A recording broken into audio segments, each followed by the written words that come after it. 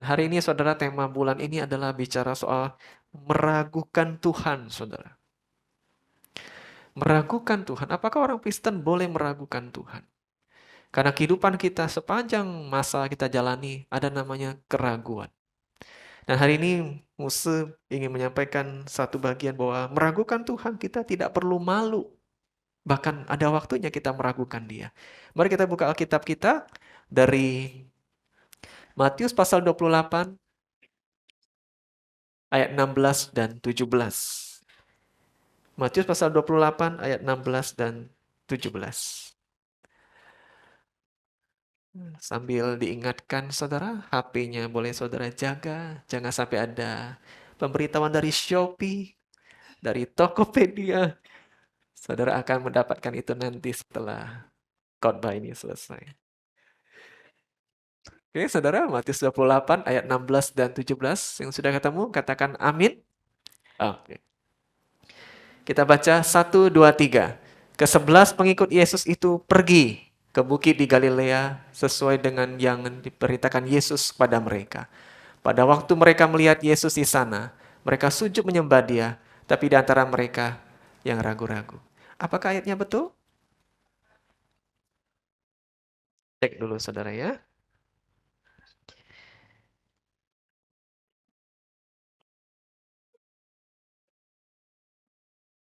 Ayatnya betul saudara. Betul?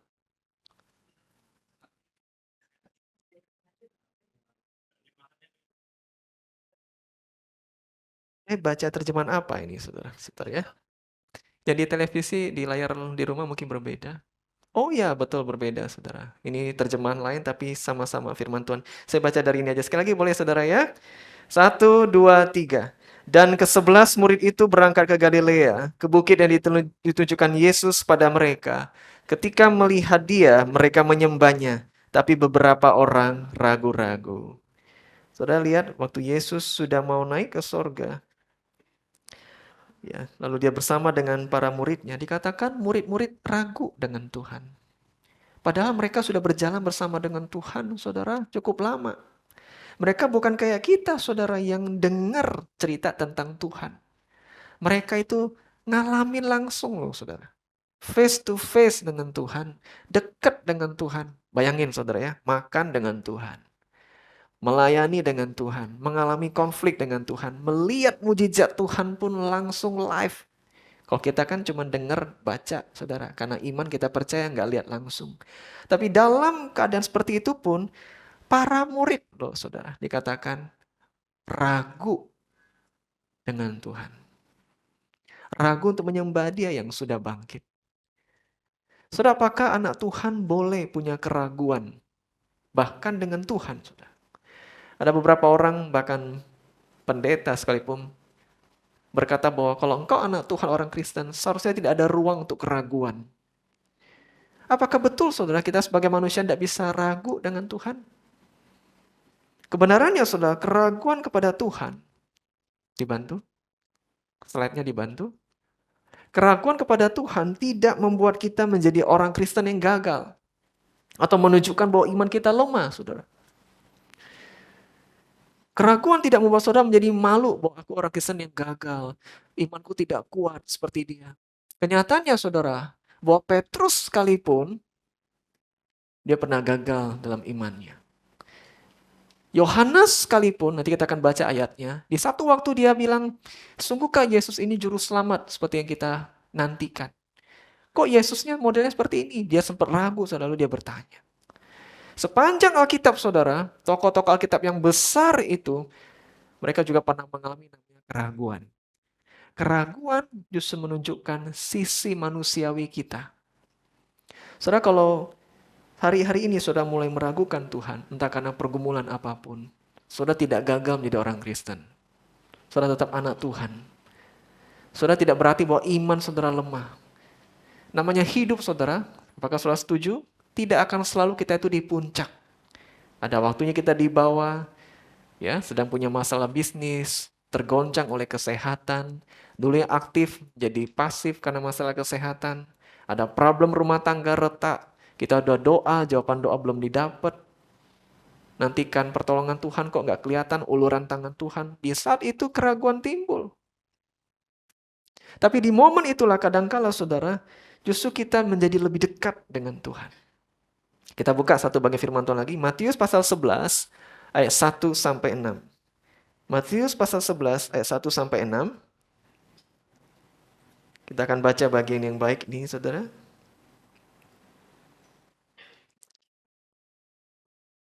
Nah, karena ini agak panjang, kita baca bergantian, saudara ya. Saya akan baca yang pertama, Bapak Ibu yang di gereja maupun di rumah yang kedua, yang keenam kita baca bersama-sama. Yang sudah ketemu, katakan amin. Demikian firman Tuhan. Setelah Yesus selesai berpesan pada ke-12 muridnya, pergilah ia dari sana untuk mengajar dan memberitakan Injil di dalam kota-kota mereka. Silakan. Lalu menyuruh murid-muridnya bertanya kepadanya, engkaukah yang akan datang itu, atau haruskah kami menantikan orang lain?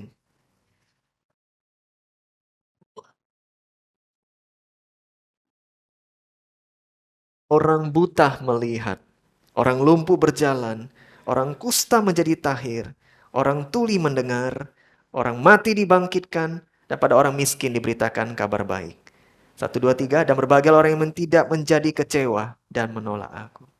Saudara yang bertanya ini siapa? Yohanes Pembaptis. Saudara sepupunya Tuhan Yesus, saudara. Bahkan dia pun meragukan Tuhan. Dia ragu apakah ini figur juru selamat yang harusnya datang. Tapi dia minta muridnya, kau pergi, karena dia nggak bisa pergi, dia di penjara. Saudara. Kau wakilin aku, tanya, datang hampiri Tuhan Yesus. Gak usah tanya sana sini, kau tanya orangnya langsung. Engkau yang datang itu, atau kami harus cari orang lain? Ini pertanyaan apa, saudara? Ini pertanyaan keraguan. Engkau atau yang lain? Nah, saudara lihat, Tuhan Yesus ini sangat hebat kalau jawab orang, saudara. Tapi sebelum dia jawab, saudara, adakah nada kemarahan dari ucapan Yesus? Wah, kelewatan Yohanes nih, kebangetan ya. Kau tidak punya iman, kau lemah, kau bodoh, Yohanes. Harusnya aku cari yang lain yang lebih punya iman, aku kecewa dengan kamu. Tidak ada nada seperti itu, saudara. Tapi Yesus jawabnya dengan tenang, dia tidak marah dengan keraguan Yohanes. Next slide. Itu menunjukkan, saudara, bahwa Tuhan tidak pernah membenci atau menghukum keraguan kita. Amin. Tuhan tidak pernah benci ataupun marah.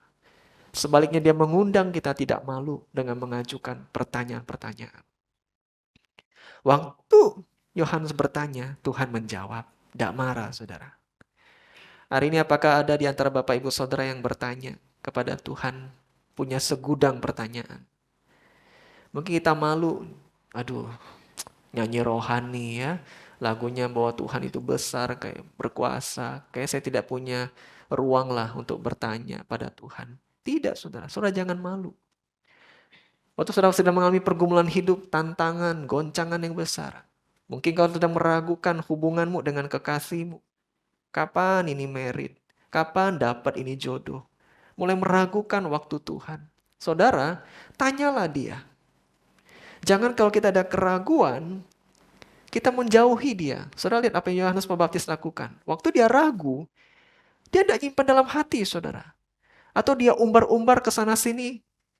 Kalau ada media sosial, mungkin Yohanes begitu, saudara ya. Di Facebook. Engkaukah yang akan datang ini atau yang lain? Tanda tanya. Langsung yang komen banyak, saudara. Siapa itu Yo? Kan dipanggil Yohanes, saudara ya. Siapa Yo? Yo. Kuat ya Yo, keep strong ya Yo. Cari terus ya Yo. Wah, begitu, saudara. Dia tidak cari perhatian, saudara. Dia pun tidak membuat itu bingung. Dia langsung direct tanya ke orangnya. Wah, ini yang gentle, saudara. Orang yang gentle kalau punya problem, dia langsung ketemu orangnya baik-baik. Nah, saya yakin orang yang tidak gentle, pengecut itu, saudara, tidak berani ketemu orang, nyebarin ke sana sini. Itu mental pengecut. Jangan ya, anak muda juga jangan. Kalau nggak suka sama guru, Bu, saya mau ngomong ini. Yang bener Muse, jangan-jangan naik kelas ini kalau mau sama gurunya langsung ya. Kalau sama dosen tidak lulus skripsi ini kali. Tapi itu sikap yang berani, saudara. Tanya orangnya langsung. Nah, Yohanes demikian, dia tidak malu. Kalau sudah punya keraguan hari ini, entah untuk relasimu, pekerjaan nih, banyak nih ya. Omset lagi nurun-nurunnya jelek sekali mungkin. keadaan tergoncang, kesehatan, kesana sini dokter, tidak kunjung sembuh, duit habis. Mulai meragukan, Tuhan apakah aku bisa sembuh? Di manakah kasih setiamu? Saudara cerita isi hatimu pada Tuhan. Bukan kepada orang lain terlebih dahulu. Orang lain itu betul perlu. Kita bertanya pada anak. Saya punya orang tua, saudara juga sakit. Tapi saya dorong, cerita mah dengan Tuhan. Cerita pak, doa dengan Tuhan. Mereka orang tua yang sudah lanjut usia kadang nggak bisa doa dengan baik kepada Tuhan. Mereka minta saya wakilin. Akhirnya setiap malam saudara, saya datang ke rumah orang tua saya karena kebetulan sebelahan rumah. Yuk papa mama kita doa. Saya wakilin mereka berdoa. Yang penting bawa hati yang khawatir, hati ragu itu kepada Tuhan. Setelah itu barulah mereka cerita, iya ya Ming ya, kenapa lah lama nih ke dokter tidak sembuh. Atau jangan-jangan dokter ini main-main ya, segala macam saudara. Tapi itu akan menolong mereka plong hatinya. Nah saudara kalau hari ini, saudara punya keraguan seperti Yohanes Pembaptis, apapun itu saya tidak tahu. Saudara hampiri Tuhan dan tanya Tuhan. Jangan malu saudara, jangan malu. Kita buka satu bagian lagi saudara, Yohanes pasal 20 ayat 24 sampai 25. Yohanes pasal 20 ayat 24 sampai 25. Saya buka Alkitab saya juga saudara, supaya jangan sampai salah. Yohanes 20, 24 sampai 25. Ini yang ragu lagi saudara, bukan cuman Yohanes tapi namanya Thomas. Yang sudah ketemu, katakan amin. Yuk kita baca dengan semangat. 1, 2, 3. Tetapi Thomas, seorang dari ke-12 murid itu yang disebut Didimus, tidak ada bersama-sama mereka ketika Yesus datang ke situ. Maka kata murid-murid yang lain itu kepadanya, kami telah melihat Tuhan. Tapi Thomas berkata pada mereka, sebelum aku melihat bekas paku pada tangannya, dan sebelum aku mencucukkan jariku ke dalam bekas paku itu, dan mencucukkan tanganku ke dalam lambungnya, sekali-kali aku tidak akan percaya. Siapa ini saudara? Thomas.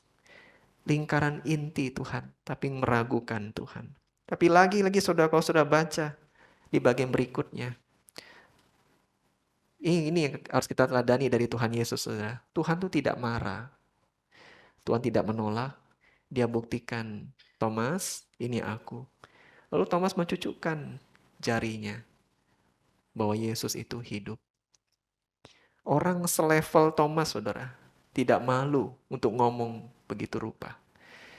Jadi kalau saudara punya keraguan dengan Tuhan, saudara boleh di kamarmu sendiri, waktu kau menyetir mobil sendiri, kau sedang punya gundah gulana, tak tahan nih kalau begini keadaannya. Mari yuk saudara, engkau doa, cerita sama Tuhan. Tanya Tuhan. Boleh tidak anak Tuhan ungkapin kekesalan dengan Tuhan, saudara? Karena Tuhannya, boleh tidak? Sepencia boleh? Sepencia sering kesal dengan Tuhan? Tidak, puji Tuhan. Sunli boleh ungkapin kekesalanmu. Keselnya sekarang dengan Tuhan ini. Keselnya Tuhan, kenapa setiap malam aku masih susah tidur begitu? Belum pernah. Tapi bolehkah kita ungkap kekesalan? Boleh. Pak Kiki, boleh kita kesel dengan Tuhan lalu kita ungkapkan kepada dia? Boleh. Mengapa saudara? Karena kita ini relasi dengan Tuhan. Di waktu saudara hampiri Tuhan, jangan sering kayak pakai topeng, manis-manis saja, kuat-kuat saja. Tuhan Yesus sekalipun di Taman Getsemani, waktu dia punya pergumulan begitu berat, dia katakan satu kalimat yang bisa buat kita shock, saudara. Dari mulut Tuhan, dia bilang begini, hatiku, pada para muridnya, hatiku sangat sedih, seperti mau mati rasanya. Lalu dia hampiri dalam doa, dikatakan seperti tetesan, apa? Darah. Dia sangat bergumul. Dia mengungkapkan, Allahku, mengapa engkau meninggalkan aku? Dia ungkapkan itu dengan begitu jelas. Karena dia tahu Bapa di sorga itu memberi ruang bukan hanya waktu anaknya kuat, tapi waktu anaknya sedang ragu, di titik terendah kehidupan, dia juga hadir menerima. Kita bersyukur saudara, punya Bapa sedemikian. Saudara ragu, saudara tanya dia. Slide berikutnya, keraguan sering kali menjadi kesempatan bagi kita untuk percaya kepada Tuhan. Sekalipun keadaan yang dihadapi tidak memberi kepastian. Yohanes Pembaptis yang di penjara itu saudara, Dia cuma mendapat jawaban ini. Tapi dia yakin sejak itu. Dia yakin dengan apa saudara? Bukan apa yang para murid ucapkan saja, tapi apa Yesus sampaikan, yaitu bukti-bukti. Orang buta melihat, orang lumpuh berjalan, orang kusta ditahirkan. Yesus ngomong begini, kalau kau ragu dengan aku, silakan kau bertanya kepadaku. Tapi jangan terus dalam kebimbangan. Terima iman, terima bukti. Apa semua yang aku sudah lakukan di masa lalu. Nah saudara, kalau hari ini saudara meragukan Tuhan, ingatlah kesetiaan Tuhan di masa lalu. Saudara masih bisa duduk di gereja hari ini, hai anak muda, orang tua. Bukankah masih ada kebaikan Tuhan yang bisa membuat saudara hadir hari ini? Ada yang datang dengan perut lapar hari ini? Ada? Kalau ada, nanti makan saudara. Ya. Tapi saya percaya bahwa kita masih bisa makan hari ini. Itu menunjukkan kebaikan Tuhan yang memelihara kita. Ada yang datang hari ini tidak punya penghasilan income sepanjang bulan sehingga saudara begitu kekurangan? Ada? Tidak. Kita yang tua pun masih dapat support dari anak. Kita yang anak-anak masih dapat dukungan, pemberian dari orang tua menafkahi kita. Sesusah-susahnya kita masih hidup sampai hari ini. Amin. Artinya, sudah banyak kebaikan Tuhan di masa lalu. Jadi setiap kali saudara ragu dengan persoalanmu, engkau seperti menoleh kaca spion kehidupanmu, saudara. Yaitu engkau melihat kebaikan Tuhan di masa lalu. Yesus bilang, kau lihat buktinya Yohanes, orang buta melihat, orang lumpuh berjalan. Kau percaya saja apa yang sudah aku buat. Itu berbicara banyak tentang aku, kata Tuhan. Silakan saudara meragukan Tuhan dalam arti saudara bertanya dengan dia. Bukan kehilangan iman. Tapi justru sejak ada keraguan itu, saudara bertanya. Seperti Thomas saudara mengalami dia. Wow saudara, imannya Thomas jadi lebih kencang. Dia lebih intim dengan Tuhan, semakin percaya. Karena setelah ayat yang kita baca itu, nanti boleh baca di rumah ya. Apa dikatakan Thomas? Semakin percaya, semakin kuat dalam Tuhan. Nah, saya tidak tahu apakah sudah mengalami masa-masa keraguan ini. Saudara, bahkan dengan hamba Tuhanmu sekalipun, boleh tidak engkau ragukan? Boleh, saudara. Ragukan pengajarannya, ragukan integritasnya, boleh. Tapi saudara, jangan terus dalam keraguan. Itu bisa membuat engkau jatuh dalam asumsi, dugaan-dugaan yang negatif. Tidak benar, tapi saudara pikir benar. Tapi saudara boleh nguji, ini benar tidak ya? Omonganmu semimi agak ragu ini. Saudara cek firmannya, oh betul nih. Ragu dengan pengelolaan majelis, boleh saja. Tapi jangan jadikan itu satu sikap yang tidak ada jalan keluarnya. Saudara cari jelas, oh ternyata enggak. Saya pernah ragu dengan majelis, saya pernah ragu dengan guru sekolah minggu. Tapi melihat bukti dari apa yang mereka sudah lakukan, cukup, saya tidak ragu lagi. Saya ikutin mereka dengan setia, komitmen penuh. Kau yang pernah meragukan pasanganmu, boleh tidak meragukan pasangan kita? Kemana tidak ngabarin? Telepon tidak diangkat, pulang malam. Wajar dong ada keraguan saudara, betul tidak? Tapi kalau kita mau menyelesaikan keraguan ini, kita tanya orangnya langsung. Kita jangan tanya best friend kita atau sahabat baik kita, tidak selesai. Saudara ajak dia duduk, saudara tanya dia. Sebenarnya mami tahu tidak? Papa tuh pulang malam-malam, lagi menyiapkan kado untuk mami. Wah saudara, tidak jadi ragu. Balik malam lah pak, terus pak, tidak apa-apa pak. Balik malam terus mungkin, didorong saudara. Tapi ngapain harus malam-malam nyiapin kado saudara ya? Tapi kalau kita tanya langsung, kita melihat bukti, keraguan kita hilang. Nah biasanya ini terjadi saudara, bagi kita yang sedang punya pergumulan dan belum lihat jalan keluar. Jangan-jangan yang di rumah hari ini, yang sedang lemah tubuh, engkau meragukan kesetiaan Tuhan. Ya. Kau meragukan kepedulian Tuhan. Sakit kau tidak kunjung sembuh, lalu engkau marah sama Tuhan. Cerita kepada Tuhan. Bahkan sesekali kita bisa dengan begitu manusiawi kita marah dengan Tuhan. Tapi hampiri Tuhan, jangan jauhin dia. Justru kadang-kala itu buat kita lebih dekat, lebih berserah penuh kepada Tuhan. Dan melihat bagaimana Tuhan menolong kita dengan ajaib. Dan menolong kita melihat bagaimana Tuhan peduli luar biasa dengan kita. Slide yang terakhir saya ingin ngomong begini saudara. Karena kalau harus yakin 100% dulu, artinya kita ini sudah jadi Tuhan. Dan kita tidak butuh lagi namanya iman. Kalau mau melangkah, saudara masih ragu, ada pekerjaan baru, tidak yakin nih. Justru itu baik, saudara. Itu menolong kita tanya orang sana sini, pekerjaan baru ini tepat tidak ya? Doa dulu. Kalau saudara sudah yakin sekali, ya sudah jadi Tuhan yang semuanya saudara tahu. Tidak butuh lagi iman. Iman itu saudara belum lihat. Tapi saudara percaya dengan Tuhan, saudara melangkah. Saudara sudah analisa sana sini, pertimbangkan baik-baik, doa baik-baik. Tapi saudara nggak mau cuma mikir tapi nggak melangkah. Saudara melangkah dengan iman. Sekalipun masih ragu-ragu. Sepanjang Alkitab saudara, banyak tokoh Alkitab itu ragu-ragu. Belum lihat jelas semuanya. Tapi mereka melangkah. Mereka percaya pada Tuhan. Engkau mungkin ragu dengan studimu, dengan bisnismu, relasimu. Doa baik-baik. Tanya sana sini baik-baik. Tapi tidak tunggu 100% yakin dulu baru melangkah. Itu kelamaan dan susah terwujud sudah kalau 100%. Tapi kalau kau sudah yakin dalam doa, ambil itu bersama dengan Tuhan. Mari saudara, hampiri Tuhan dalam keraguanmu. Keraguan tidak membuat engkau jadi orang Kristen yang gagal. Jangan malu. Tapi jangan biarkan keraguan terus bercokol tidak selesai. Bawa kepada Tuhan, minta Tuhan selesaikan, buktikan kepada kita. Dengan kesetiaannya. Amin. Mari kita berdoa.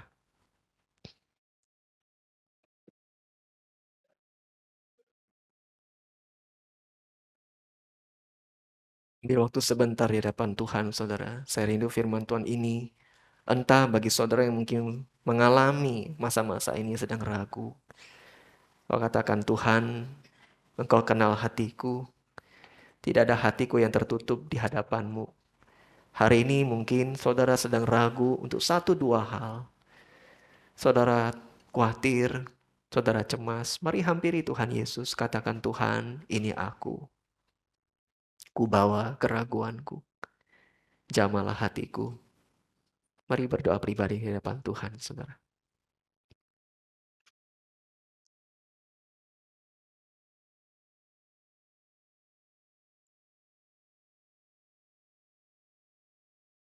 Katakan itu kepada Tuhan dari hatimu terdalam.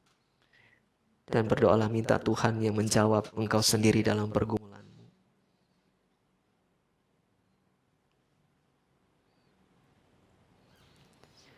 Bapa dalam sorga, terima kasih untuk firman-Mu. Terima kasih karena Engkau melihat kami sebagai pribadi yang tidak harus sempurna dulu supaya bisa ikut Tuhan. Tapi Engkau mengajar kami untuk terus ikut Tuhan bahkan ketika keraguan masih ada. Terima kasih karena Engkau membuka tangan-Mu selalu mengundang kami datang di saat sedang di puncak kehidupan atau dalam lembah terkelam. Tuhan terima kasih karena Kau selalu punya jawaban bagi kami. Kami tidak akan jauh-jauh daripada-Mu Tuhan. Tapi apapun situasi hidup yang kami hadapi membuat kami ragu dan tergoncang, kami pastikan kami akan semakin dekat dengan Tuhan. Kami akan mengalami mujizat kuasa Tuhan. Kami akan mengalami kebaikan Tuhan yang membuat kami semakin terkagum, semakin ingin percaya kepada Tuhan. Terima kasih untuk firman-Mu Tuhan. Kami bersyukur, kami berdoa dalam nama Tuhan Yesus. Amin.